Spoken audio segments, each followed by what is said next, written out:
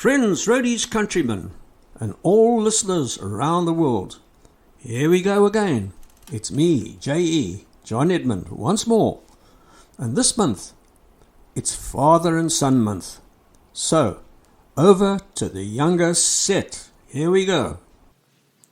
Hi, this is John Ross Edmund, continuing from where I last ended my previous podcast. I was asked by my dad to chat about my career as a pilot and how my passion for aviation all started, as aviation has been running in our family for many years. I mentioned before my dad was also a pilot, or in the Rhodesian terms, a blue job. Go listen to his song on any one of your favorite music platforms. I wish I was a blue job, up in the sky. I wouldn't have to walk if I could fly. I lastly spoke on flying the mighty Hercules, the C-130, for SAF, and decided to call it quits flying in the war zones, as Nadia, my wife-to-be at the time, was getting quite stressed out because a few times while on a Skype call, I suddenly shot out of my chair and had to put on my flak jacket, my hard hat, and make a run for the bomb shelter. She was not impressed. I never really thought that I would ever become a helicopter pilot, and the thought of flying helicopters never really fancied me. But one afternoon, a good friend of mine, Herman Boersma, actually one of the folks that I had met while working as an instructor in Sanin, he gave me a call, telling me he had started his helicopter license, and he was really enjoying it, and said I should also consider doing mine. I was not really that interested until he invited me to come fly with him on one of his hour-building exercises in order to obtain his commercial pilot's license. I accepted his offer and drove out to Wonderboom Airport, which is just to the north of Pretoria. I arrived all eager, and to my surprise it was one of those tiny little R-22s. It was quite scary, as it was a hot summer's day, and usually during the summer months they take off the doors of the helicopter to help keep cool inside the cabin. Quite ironically, I am scared of heights, but flying in an aeroplane does not bother me at all, as I feel really safe inside the airframe. However, having the doors off on the little helicopter was another story. A bit uncomfortable for sure, but I just put on a brave face, as I did not want to look scared in front of my friend, as I would probably never hear the end of it. We took off from Wonderboom and headed out towards the general flying area and flew around the Magaliesberg Mountains. It was a fantastic experience, and the freedom and abilities of a helicopter soon set in. I was hooked.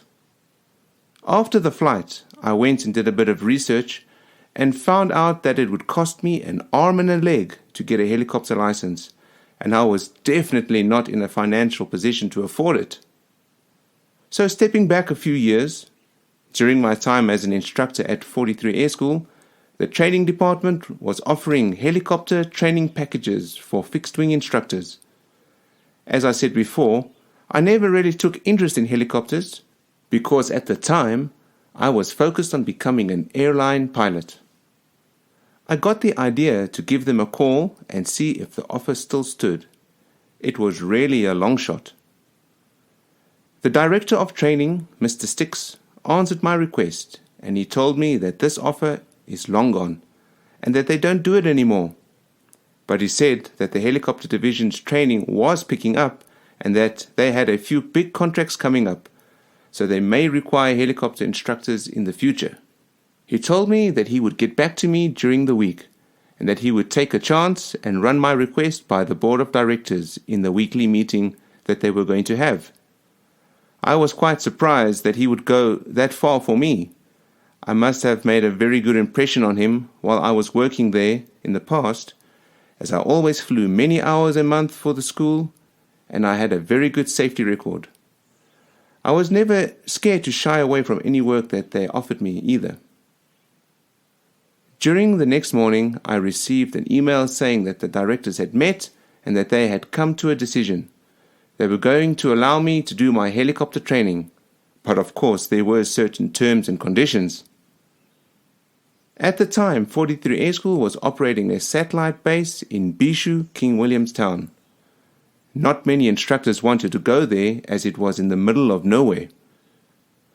They said I can do my helicopter training, but I will need to be based in Bishu, and while I was completing my training, I had to give fixed-wing instruction until I was a qualified helicopter instructor. I said to myself, this is a once-in-a-lifetime opportunity. I've got to take it. So I started in November 2009, and then my wife-to-be and I were getting married the following year in January 2010. After we got married, we moved down to the Eastern Cape and settled in a little seaside town called Kids Beach. It was a fantastic place to live, especially for newlyweds. The sea and the beach was literally a stone throw from our little bungalow.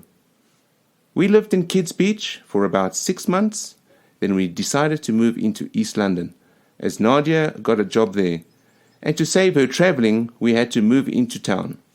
I unfortunately also had to travel back and forth between King Williamstown and East London, which was about 80 kilometres one way. But luckily, there were other instructors and we had a lift club. Thankfully, back then, the petrol price was also a little bit more affordable. I completed my helicopter training in 2010 and then started to work as a full-time helicopter instructor. We were training students from South Sudan. The Sudanese students came to the school basically with the clothes they wore. Some of them had never even driven a car, and now they were here to become pilots.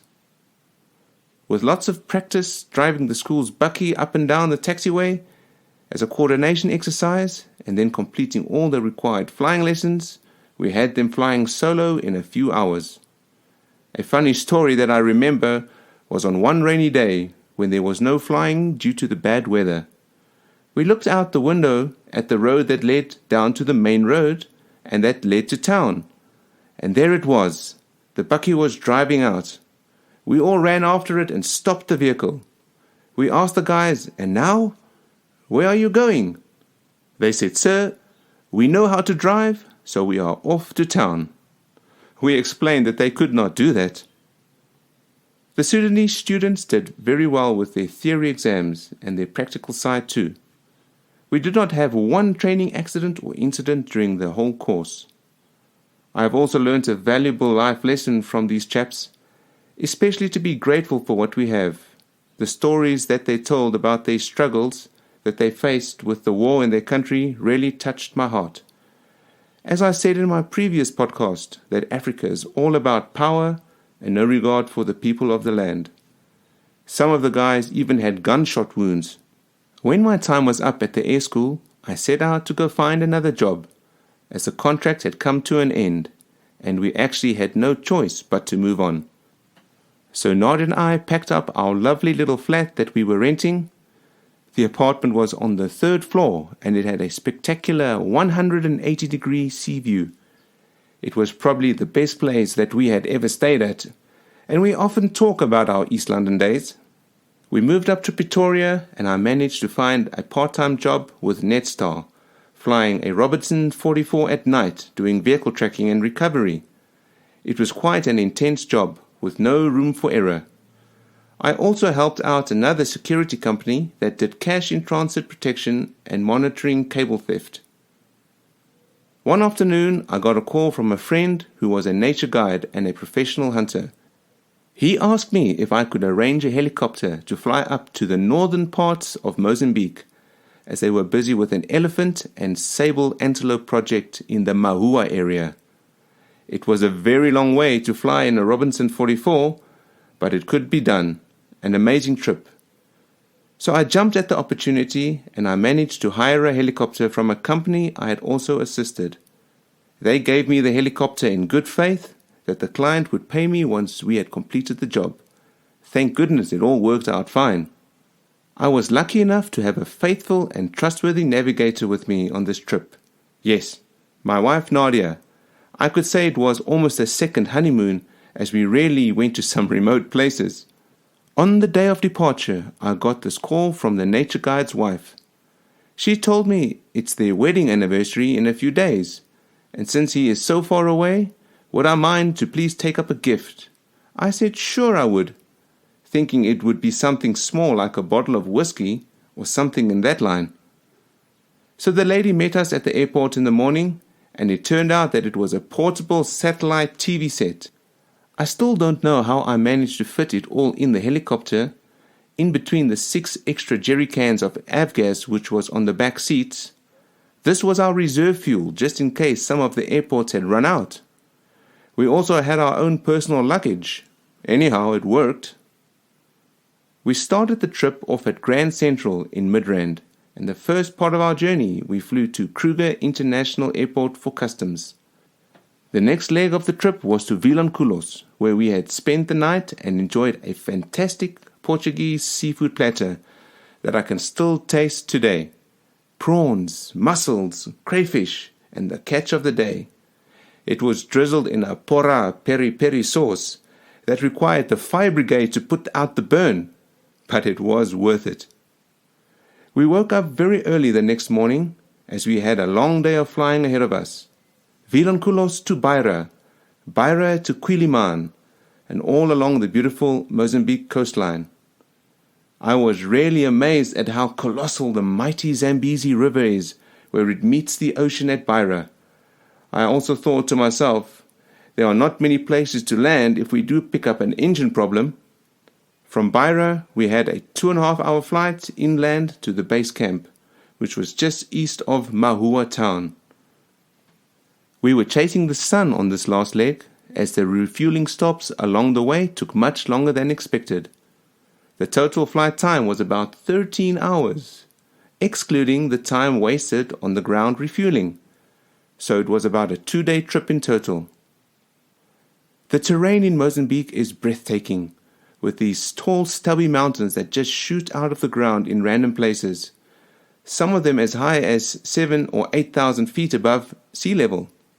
The terrain is rough and harsh, and there is nothing in between, so if we had to crash there, the chances of us ever being found was probably not very good.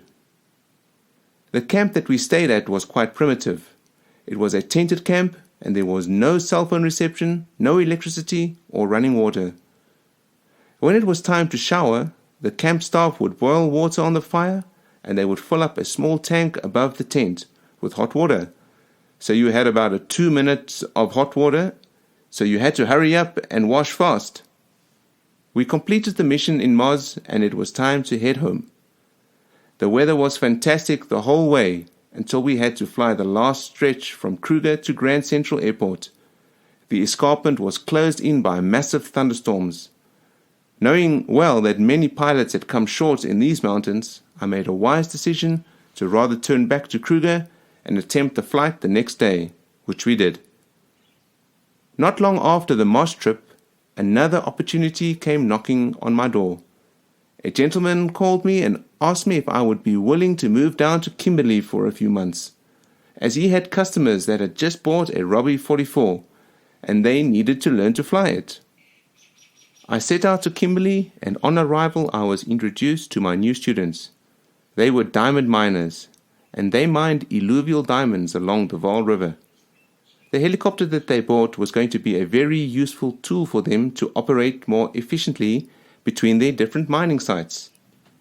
We started with their training, and the most challenging part of it all was the exams, as they were both very Afrikaans, so it was quite difficult for them to learn all these technical English aviation terms, but with lots of translation to Afrikaans and explanation, and me being fully bilingual, I managed to get them to pass their theory exams. One Saturday morning, on the 30th of June 2010, I collected the helicopter from its 500-hour MPI, which is a mandatory periodic inspection, or a service. I did a very thorough pre-flight as always, but coming from a big maintenance check, I was extra careful. I started up the R44 and took off from Kimberley Airport. I must have been airborne for about 4 minutes when suddenly I had an engine failure. We are still not sure what went wrong with the engine that day and why it failed. So I had to do a maneuver called an auto-rotation. This is a technique that helicopter pilots use to glide if there is no engine power. Unfortunately, I was not very high above the ground at the time, as the control tower instructed me to fly lower in order to accommodate an airliner that was departing. So with the engine failed, and to make it more challenging, the engine had also caught fire during the failure. I force landed the helicopter and managed to walk away unharmed, but the helicopter was destroyed by the fire. And it took the rescue team about 45 minutes to find me. I am very blessed to not have died that day. Just as a precaution, the medics took me to hospital for a checkup, and I spent a night or two under observation. Nadia, my wife, was pregnant with our first child, Talia, at the time. She was very stressed out about this terrible event and flew down to Kimberley to come visit me in the hospital. Luckily, the stress and trauma that she suffered did not cause any complications with the pregnancy. This is one of the reasons that the training took so long, and now the guys had to buy another helicopter, and that process does not happen overnight. They were initially very scared to do so after what happened, but I managed to convince them to keep at it, and they did. A few months later, they got their new helicopter, and about a week later, there was a freak hailstorm, and the heli sustained major damage to the rotors and the tail boom. Oh no! That also set us back another 3 months. Finally, we got it all together, and the two chaps finished their helicopter private pilot's licenses. I am still in touch with them today, and funny enough, a few weeks back they called me to inform me that they had bought a bigger helicopter, and if I could please come assist them with some familiarization training. It was a great honor and pleasure to fly with them again, and see how much their flying skills had improved over the years, and that they were still flying. During my time at Kimberley, I got a call from one of the world's major airlines, Cathay Pacific, and I was invited to the final interview process in Hong Kong. I guess I could say, luckily I never got the job. Otherwise, during COVID, I would probably have lost my job and been stuck in Hong Kong. I was very disappointed at the time, as I had put in a lot of effort in preparation for the interview and had traveled a very long way to get there, and it was a dream of mine to become an airline pilot. But in the bigger scheme of things, I did not notice it at the time, but I was actually being protected by God our Father again, as He has a perfect plan for each and every one of our lives, and that was not my path. Sometimes we face major disappointments in life, and sometimes we don't understand why. I encourage each and every one of you to take heart and keep at it, and never give up, because we might not be seeing the bigger picture in the moment. I continued to fly helicopters, and my next adventure was to the town of Lichtenburg in the northwest province of South Africa. An agricultural sales company required a pilot to fly the directors and sales agents around.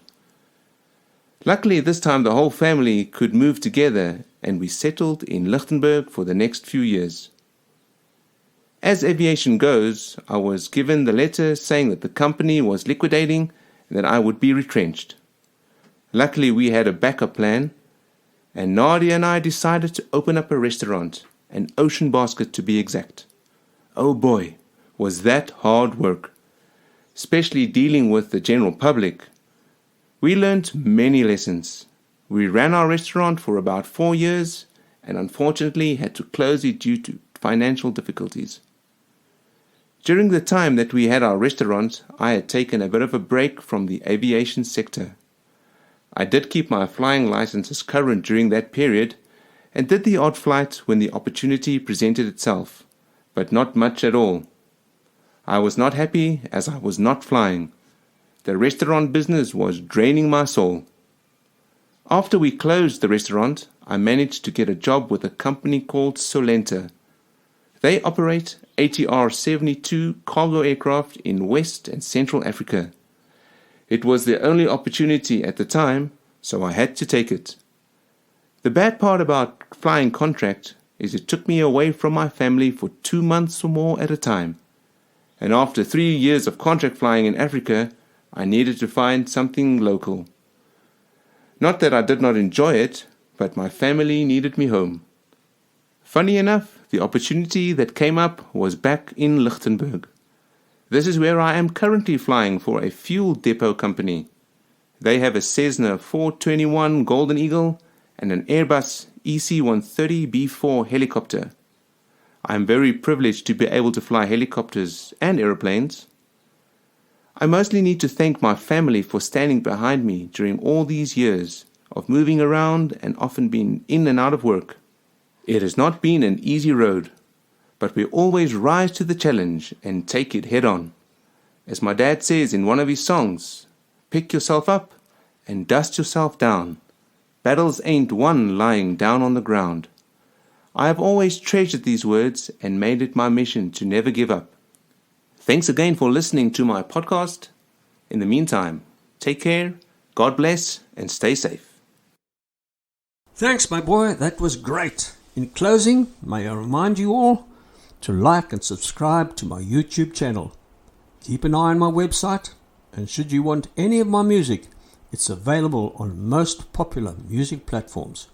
Till next time, it's goodbye from Africa with Totsiens, Salagashle and Zwakanaka.